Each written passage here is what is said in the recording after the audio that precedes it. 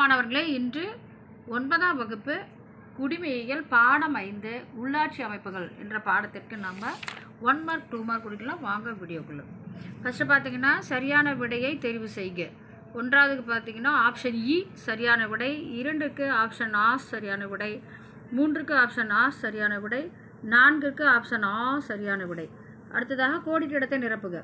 1. உள்ளாட்சி அமைப்புகளின் தந்தை என அழைக்கப்படுபவர் ரிப்பன் பிரபு. அடுத்து 2. நமது விடுதலை போராட்டத்தின் போது மறுசீரமைப்பு என்பது டேஷ் ஆக விளங்கியது, நம்பிக்கையாக விளங்கியது.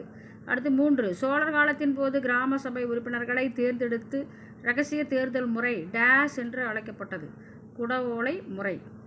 அடுத்து கிராமங்களில் செயல்படும் உள்ளாட்சி அமைப்பு டேஷ் ஆகும், கிராம ஊராட்சி. 5. பேரூராட்சிகளின் நிர்வாகத்தினை கண்காணிப்பவர் செயல் அலுவலர் ஆவர்.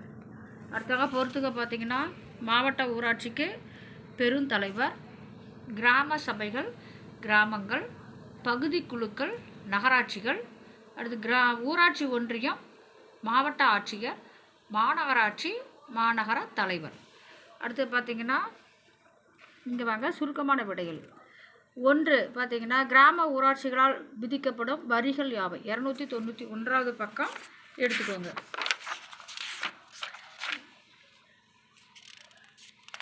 291 பாருங்க, வரிகள்னே போட்டிருக்கு. அதில் இதிலிருந்து இது வரைக்கும் குறிச்சிக்கோங்க என்னென்ன வரின்னு சொல்லி. அடுத்தது 2 290வது பக்கம் எடுத்துக்கோங்க.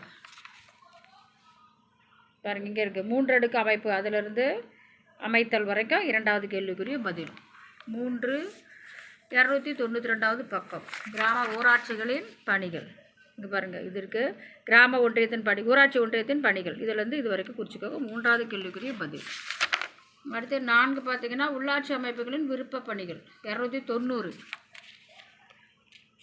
பாருங்களா, விருப்ப பணிகள்னே போட்டிருக்கு. அதில் இங்கேருந்து இந்த கடைசி வரைக்கும் இது வரைக்கும் குறிச்சிக்கோங்க. 4வது கேள்விக்குரிய பதில். அடுத்ததாக 5 பார்த்திங்கன்னா நகர்ப்புற உள்ளாட்சி அமைப்புகள் யாவை. 292 இங்கே பாருங்கள், நகர்ப்புற உள்ளாட்சி, இது ஃபுல்லாக குறிச்சிக்கோங்க.